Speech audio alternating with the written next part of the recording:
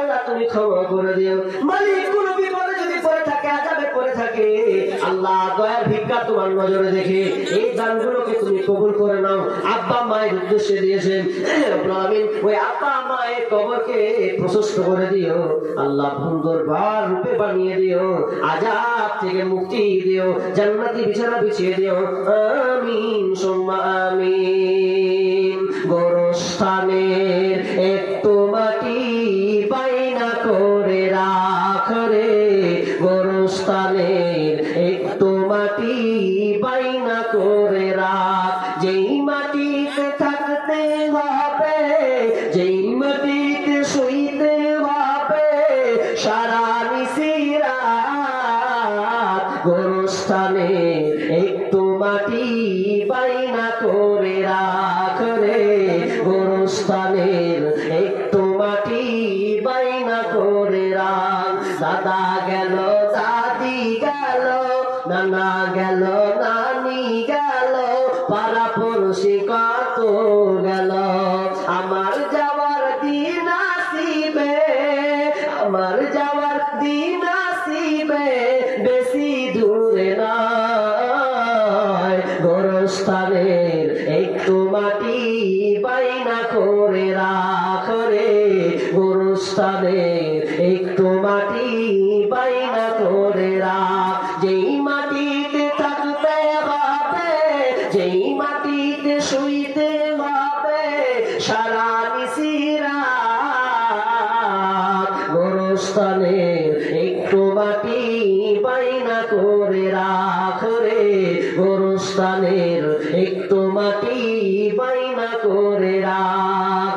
দিনে রাতে 5 ওয়াক্ত সালাত কাজা করো না, দিনে রাতে 5 ওয়াক্ত সালাত কাজা করো না, সালাত কাজা করলে পারে, সালাত কাজা করলে পারে মুক্তি পাবে না, গোরস্থানের একটু মাটি বাইনা করে রাখ রে, গোরস্থানের একটু মাটি বাইনা করে রাখ। ভাই আপনি সব শেষ নাকি? এখন তো দানের পিঠা কমে গেল, তো বক্তা আপনারা ডাকেন জি না, আমি আলোচনা করতে শুরু করবো, না হলে অন্যদিকে চলে যাই, বিষয় তো আমি বলতে সুযোগ পাইনি। তো আল্লাহ আসতে দেখেন আর কেউ আসবেন, আল্লাহ যদি নাম ডাকলেন ওই নাম দুটো মনে হয় আর কেউ আসেনি গো, 2-4টা এসে বাকি গেলা কি করছে আল্লাহ সবকে রান্নার দিকে দায়িত্ব দিয়েছেন, নাকি আসবে ওই দিকে বলে আসবে? হ্যাঁ কোন দিকে আছেন ভাই আপনারা? আল্লাহর রাস্তায় আছেন গো, আপনারা এত সুনাম আপনাদের, নাম মসজিদে এলাম কুছার আসবেন না? হ্যাঁ গো আল্লাহর রাস্তায় ভাই আছেন, কোন দিকে আছেন? বলেন যে হাজির আছি, বলো না দিয়ে বেশি, তাও তো হয়। বারবার একটা নাম দুবার করে ডাকা মানে বুঝতে পারছেন কতটি নাম ডাকতে পারবো? একবার তো ডেকেছি ভাই, আল্লাহর রাস্তায় আছেন। আচ্ছা যাদের বাড়িতে মেয়ে কন্যা সন্তান আছে এতে আফসোস করার কিছু নাই, আমি বলবো আপনারা মেয়েদেরকে মারণ করবেন না, ভালো শিক্ষা শিষ্টাচার শিক্ষা দেন। আজকালকার মেয়েদের যে আপনি শিক্ষা দিচ্ছেন, আপনি মনে করছেন জান্নাতে চলে যাব?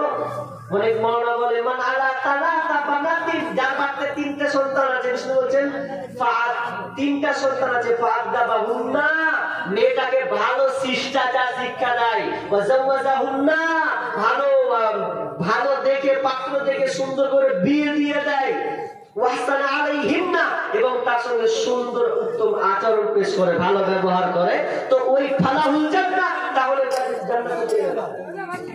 হ্যাঁ আর 15 মিনিট আছে, 15 মিনিট আরো বাড়িয়ে দিলে জি 15 মিনিট। তো আমি কি বললাম যে মেয়ে সন্তানকে লালন পালন করুন, লালন পালন করলে গেলে আপনার জন্য জান্নাত, একে মুখ পুরার কোনো কারণ নাই। আজকে যা মমতার যুগ রে বা, মেয়ে হলা মানে মেলেই সাকসেস। বেটি মাধ্যমিক পাস করবে আর মোবাইল দেবে। আচ্ছা মাধ্যমিকে ছেলেদেরকে মোবাইল দেয়? হ্যাঁ এদিকে মাধ্যমিকে ছেলেদেরকে মোবাইল দেয় নাই, মেয়েদের দিচ্ছে কত সম্মান দেখেন, অ্যান্ড্রয়েড মোবাইল মানে 10-12 হাজার। মেয়ে তো মেয়েকে মোবাইল দিচ্ছে, কিন্তু খোঁজ রাখবেন, মেয়ের উপরে নজরদারি করবেন, না হলে সন্তান মোবাইলকে আটখানা করবে। মোবাইল কত মারাত্মক জিনিস, মোবাইল কত মারাত্মক জিনিস। 3 ছেলের মাও মোবাইলে বলছে যে আমার বিয়ে হয়নি, 3 ছেলের মাও বলছে আমার বিয়ে হয়নি। তো বিয়ে হয়নি করে সেদিন করে পালানোর জন্য ছেলে থুয়ে হাওয়া। তো মোবাইল কত মারাত্মক। যারা মেয়ে সন্তান লালন পালন করবেন, ছেলে সন্তান লালন পালন করবেন, আমি ওসিয়ত করি কোরআন হাদিসের আলোকে যে আপনার সন্তানকে আপনি গাইডলাইন করুন, তাকে সুশিক্ষা দিন। সুশিক্ষা মানে যেই শিক্ষাতে ইহকাল কল্যাণ পরকালেও কল্যাণ, সেই শিক্ষা আপনার সন্তানকে দেবেন। বিষ্ণু বলছেন যার বাড়িতে 3টি সন্তান আছে, যার বাড়িতে 3টা সন্তান আছে কন্যা সন্তান, সেই সন্তানকে যদি ঠিকভাবে এই 3টা কাজ করতে পারে তাহলে ফালাহুল জান্নাহ, তাহলে ওই ব্যক্তি জান্নাতে যাবে। 3টা কাজ কি? 1 নাম্বার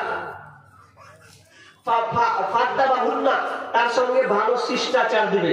ভালো শিষ্টাচার কোনটা? স্কুল।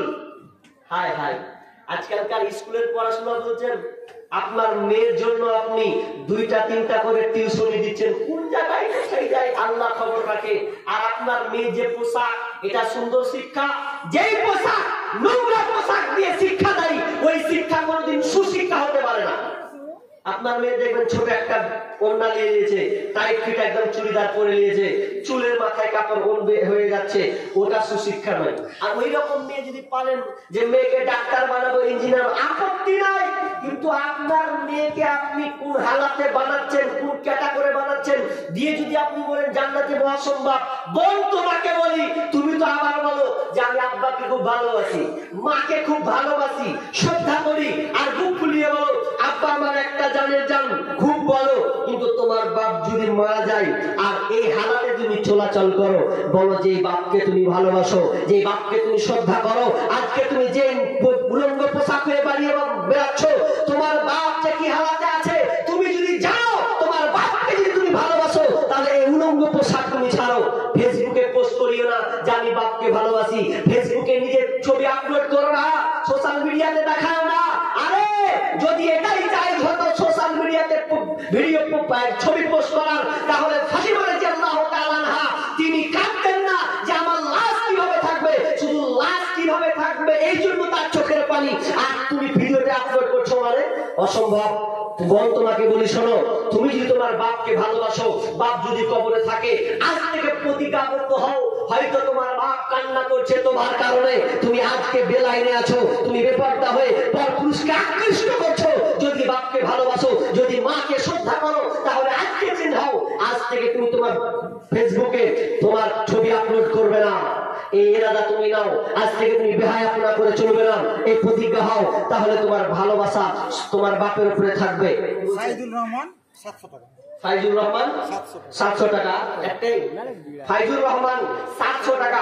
আল্লাহুম্মা সাল্লি আলাইহি আল্লাহুম্মা বারিক আলাইহি। কি বলছিলাম, আপনার মেয়েকে আপনি মানুষ করবেন, এটা ভালো সুসংবাদ। রাসূল সাল্লাল্লাহু আলাইহি বলেছেন 5টা 6টা ছেলে মানুষ করলে আল্লাহ রাসূল ওই বাপের সঙ্গে একসঙ্গে জান্নাতে থাকবে, একসঙ্গে বিচারের মাঠে থাকবে, এরকম কোনো হাদিস নাই। কিন্তু মেয়ে যদি আপনার 2টা কিংবা 3টা হয়, তাহলে আপনি সবচাইতে বড় নিয়ামত পেয়েছেন। এজন্য আপনি প্রশংসা করুন যে আমার ঘরে আল্লাহ মেয়ে দিয়েছেন। তবে আপনি জান্নাত যাবেন শর্ত সাপেক্ষে। বিশ্বনবী বললেন, আবু সাঈদ খুদরি হাদিসটি বর্ণনা করছেন যে এই বাপকে, এই গার্জিয়ানকে 3টা কাজ করতে হবে। আসসালামু আলাইকুম। এখন রান্না করা মাংস 150 টাকা কিলো পাওয়া যাচ্ছে, আপনারা নিতে পারেন। সুবহানাল্লাহ, কতটি কেটেছিল জি আল্লাহ জানে। আচ্ছা যাই হোক, লিয়ে যান, শেষের বেলা লিয়ে দিন। কত দরকার 200 টাকাও দিয়ে দেন, অসুবিধা হবে না, মসজিদে সব চলে যাবে। যে তো 150 টাকা বলেছেন আল্লাহর রাস্তে। আর ভাই, তো আমি কি বলছিলাম যে আপনার মেয়েকে আপনি সুশিক্ষা দেন, ভালো শিক্ষা। সুশিক্ষা কোথায়? সুশিক্ষা দিলে আপনি অন্তত আপনার মেয়েকে আগে আপনি কোরআন শিক্ষা দেন। কতজন আছেন যে আপনার মেয়ে কোরআন পড়তে পারে? এরকম হাত তুলে তো দেখি কে কে কার মেয়ে কোরআন পড়তে পারে? আছে খুব কম, এই 2 3 জন 4 জন 5 জন 10 জন উঠবে। কিন্তু কোরআন যদি শিক্ষা দিয়ে যান, তাহলে ওটা একটা সাদকায়ে জারিয়া, ওটাও একটা নেক সন্তান বানিয়ে যেতে হবে। তাহলে আপনার মেয়েকে আপনি আগে ওই স্কুলে যাওয়ার আগেই আপনি আপনার মেয়ে কন্যা সন্তানকে আগে ইসলামী শিক্ষা দেন। আফসোস লাগে আজকে বর্তমানে কিছু কথা বলতে হয়, বলে দিই, বিষয় ভেঙে গেলে আর বলতে ইচ্ছা হয় না। এরপরে আপনাকে কিছু কথা বলি। আজকে বর্তমানে দেখা যায় মসজিদে বক্তব্যগুলো আজকে বিলুপ্ত হচ্ছে, মেয়েদেরকে মসজিদে যেতে দেওয়া হয় না। আরে আপনি দেন না, ঠিক আছে, 7 জন অ্যাকশন হচ্ছে না, আপনি অন্তত পার্সোনাল ভাবে একটা আরবি টিচার এনে তো আপনার মেয়েকে আপনি কোরআন শিক্ষা দিতে পারেন। কিন্তু দুর্ভাগ্য জাতি, ওই জাতি লাঞ্ছিত পদতলিত। একটা মাস্টার যখন ঠিক করছে স্কুলে যখন 2-3 ক্লাস করছে, ওই মেয়ে ছেলের জন্য মাস্টার আনছে 2000 টাকা দিয়ে, 1000 টাকা দিয়ে। আর একটা মৌলবি যখন ঠিক করছে কত লাগবে, 500 দিয়ে, খালি গাল চুলকেছে 500 দেবে মৌলবি সাহেব। অথচ সেই শিক্ষা আপনার ইহকাল কল্যাণ, পরকালী কল্যাণ, কবরে আপনার সেই ছেলে মেয়ে উত্তর দেওয়ার আগ্রহীতা থাকবে, দিতে পারবে। জেনারেল শিক্ষা দিয়ে কোনো কাজ হবে না। অথচ আজকে মুসলমানেরা দুনিয়ার আজকে জেনারেল শিক্ষা দিয়ে এত বেঁধে গেছে, ছেলেকে সেই করতে হবে, এই করতে হবে। আরে অন্তত আখিরাতের জন্য আপনার মেয়েকে আপনি এই কোরআন শিক্ষাটা দেন।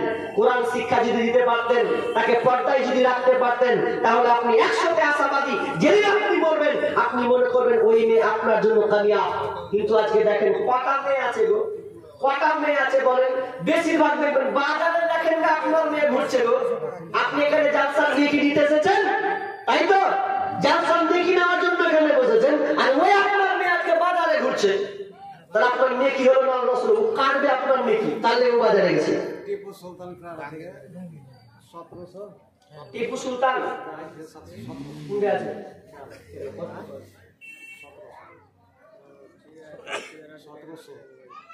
টাকা ওরে আল্লাহ, খুব যে কম হয়েছে বাদু থেকে।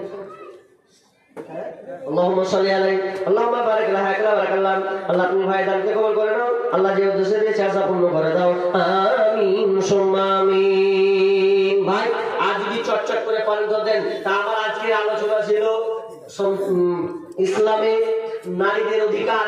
এটা নারীদের কত অধিকার তো আমি বলিনি, কি কি অধিকার তাদের প্রাপ্য, কি কি পাবে, তাদের ব্যাপারে ইসলাম কি কি অধিকার দিয়েছে। 3 ক্যাটাগরি। এক, কন্যা হিসাবে তার অধিকার, আপনাকে শুধু গুছিয়ে দিচ্ছি।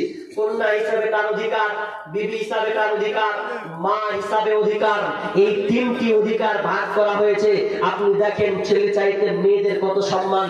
এরপরেও আজকে কিছু উলঙ্গ বেহায়াপনা নারী শুধু মাঠে নেমেছে মোটা বুদ্ধিজীবীর কবলে পড়ে, বলছে আমাদের দেহ আমাদের মন, বাধা দিবে কেন অন্যজন, আমরা স্বাধীন আমরা নারী, যা ইচ্ছা তা করতে পারি, স্বামীর কথা শুনবো না, ইসলামের কথা শুনবো না, বদ্ধ ঘরে থাকবো না, আমাদের দেহ আমাদের মন, বাধা দিবে কেন অন্যজন, আমরা স্বাধীন আমরা নারী, যা ইচ্ছা তা করতে পারি।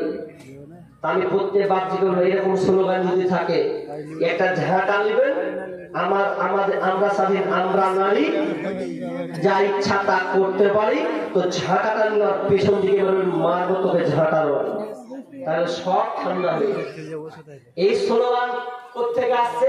এসব পশ্চিমা কালচারের সব, এইসব মোটা বুদ্ধিজীবীরা যারা বলছে মেয়েদেরকে ইসলাম সব দেয়নি, অধিকার দেয়নি। আরে আল্লাহ রাসূল যত মেয়েদেরকে অধিকারের কথা বলেছে, যা দিয়েছেন তিনি দেখিয়েছেন প্র্যাকটিক্যাল, তোমার মাথার মগজ উড়ে যাবে, ভাবতে অবাক লাগে।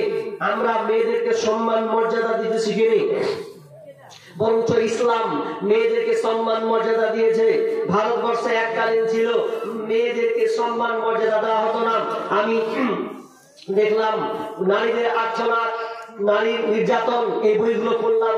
ভারতবর্ষের সেই সময়ে মেয়েদেরকে কিভাবে ব্যবহার করা হতো, চেপে রাখার ইতিহাস বইগুলো আপনি খুলে তালাশ করুন। একটা মেয়েকে একটা স্বামী যদি তার একটা স্বামীর সঙ্গে 450 জন স্ত্রীকে বেঁধেছে, বেঁধে এখন পুরাবে, তার নাম হচ্ছে সতীদাহ প্রথা। পুরেছেন স্কুলে সতীদাহ প্রথা। একটা রাজা রামমোহন রায় দেখছে যে একটা মেয়ের একটা স্বামীর 450 জন স্ত্রী, এবার লেন খেলা, এবার স্বামী বললে 450 জন মেয়েকে পুড়ে মারতে হবে, এখন পুড়ে মারতে হবে।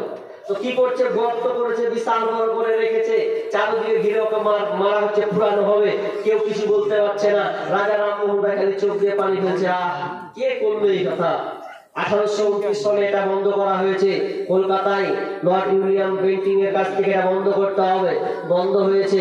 শুধু তাই নয়, এই ভারতবর্ষে এই মেয়েদেরকে এমনভাবে নির্মম অত্যাচার করা হতো। হিন্দু যে মেয়েরা, এরা তো টোটালি পেত না। কেমন পেত না? যে বিয়ে যদি হতো তাও মেয়ে ধর্ষণ হতো, ধর্ষিতা। কেন? যে সন্ন্যাসী যারা, তারা যারা সন্ন্যাসী, তারা একটা ছক টানলো যে এক কাজ কর, মেয়েদেরকে তো ধর্ষণ করে দিচ্ছে, এটা বিবাহিত হবে, তো বুঝা যায় না, কি করতে হবে? তো সেদুর প্রথা আবিষ্কার করলো। তারা কি আবিষ্কার করলো? সেদুর, বুঝে? লাল সেদুর, সেদুর দিয়ে বিয়ে করা হয়, এটা আবিষ্কার করলো। কেন? এটা হচ্ছে রেড সিগন্যাল, তার মানে ঢুকতে পাবি না। একদম দাওয়ানের এর তত্ত্বাবধানে একজন আছে, আর যতক্ষণ থাকবে ততক্ষণ স্বামী স্ত্রী, যতক্ষণ থাকবে। স্বামী যদি একবার রাগ করে মিটিয়ে দেয়, তাহলে তা বিবি তালাক হয়ে যাবে, যদি মিটিয়ে দেয়। এটা আমি বই পড়ি না, আমি বাস্তব দেখে বলছি। আমাদের পাশের এলাকার হিন্দু সব, বেশিরভাগ সবই হিন্দু দিয়ে। তো একটা স্বামী স্ত্রী ঝগড়া লেগেছে, তো ঝগড়া করতে করতে ছেলেটা বলছে তো সেদুর মিটিয়ে দেবো, বেশি পাকামো করবে না। সেদুর মিটিয়ে দেবো বলে হাত করছে, হাত কেরাট কেলিছে, কত পাওয়া সেদুরে।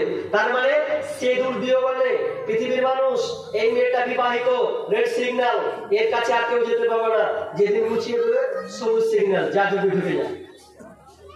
কেমন নিয়ম দেখেন, এই নিয়মটাও ভালো নয়। ওদের মধ্যেই লিখেছে যে এটা কেমন একটা প্রথা, সেদুর দিলে তো বোঝা যাবে যে এটা মেয়ে বিবাহিত। আমাদের ধর্মের মতটা বোঝা যায়? বোঝা যাবে না, কোনো অসুবিধা নেই। তো ভাই আমি শেষ করে দিই আলোচনা, যেহেতু মিলে বলতে কি নাম? মোহাম্মদ ইসহাক। কত? 5,000 টাকা। আল্লাহুম্মা সাল্লি আলাইহি, আল্লাহুম্মা বারিক আলাইহি, হায়াকাল্লাহ বারাকাল্লাহ। আল্লাহ তুমি ভাই দানকে আল্লাহ তুমি কবুল করে নাও, যে উদ্দেশ্যের ইচ্ছা আশা পূর্ণ করে দাও, বালা মুসিবত দূর করে দাও, রোজগারে বরকত দাও, আমিন সুম্মা আমিন। আমি আর ছোট্ট একটা সঙ্গীত বলছি, যা বললাম এখানে সমাপ্তি। আমি বিষয়টা অর্ধেক বলেছি, অর্ধেক কোন জায়গায় ইনশাআল্লাহ আপনারা শুনতে পাবেন যদি আশেপাশে কোথাও থাকি। তো ইসলামের অধিকার ব্যাপারে অনেক তথ্যবহুল আলোচনা ছিল। আল্লাহ রাসূল সৃষ্টিজীবকে কেমন ভালোবাসতেন, তাদের মর্যাদা কেমন দিয়েছেন, মাইসাই ব্যাপারে কি বলেছেন, বিস্তারিত অনেক হাদিস আছে। আর একজন ভাই তাই দিয়েছেন 100 টাকা। আল্লাহ তুমি সেই দানকে কবুল করে নাও, বালা মুসিবত দূর করে দাও, আমিন। আমি শেষ করছি ছোট একটা সময়, যদি দেওয়ার মন থাকে তো দিয়ে দেন। বক্তা চলে এসেছেন, তো আর তারা বলছি না, চলে যখন এসেছেন আর বলার প্রয়োজন মনে করি না। তবে আপনারা গচ্ছিত হয়ে একসঙ্গে বসুন, যা দিয়েছেন দিয়েছেন। ভাই আমাদের এই নিয়মটা চেঞ্জ করতে হবে। এই যে আমার বক্তব্য মার খেলো আপনাদের দানের কারণে, বক্তব্য মার খেলো এই দানের কারণে। যদি আমরা বুঝতাম দান, নিজের দান কিভাবে করা উচিত এটা জানলাম না, বক্তা দিয়ে 1 ঘন্টা বক্তব্য দিলাম এইতে দিয়ে, যদি আপনারা চটচট করে যদি দানটা দিতে শিখতেন। অনেক জায়গা দেখেছি, গেছি, ঘুরেছি, তো অনেক জায়গাতে দান মাশাআল্লাহ যথেষ্ট সাইড দিয়ে হয়ে যায়। বক্তা আলোচনা করতে খুব সুন্দর, ভালোভাবে বোঝানোর, উপস্থাপন করার তার সুযোগ পাই। কিন্তু এটা হয়ে গেছে আমাদের এই পশ্চিমবাংলা একটা কালচার হয়ে গেছে, যে উঠাতে হবে আর 1 ঘন্টা ধরে আদায় করবে। এই যে সময় নষ্ট গুলা, এগুলো আমাদের একটু পরিবর্তন হতে হবে, চেঞ্জ করতে হবে।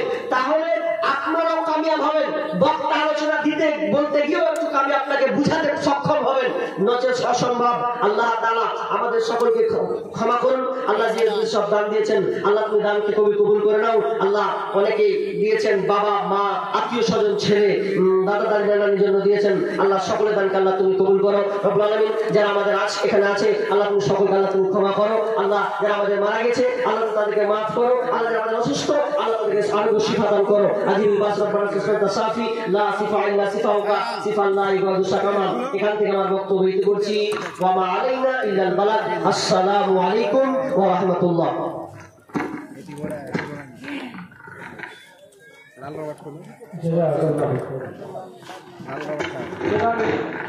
আজকের শ্রেষ্ঠ বক্তা মৌলানা শাহিদুর রহমান সাহেব, উনি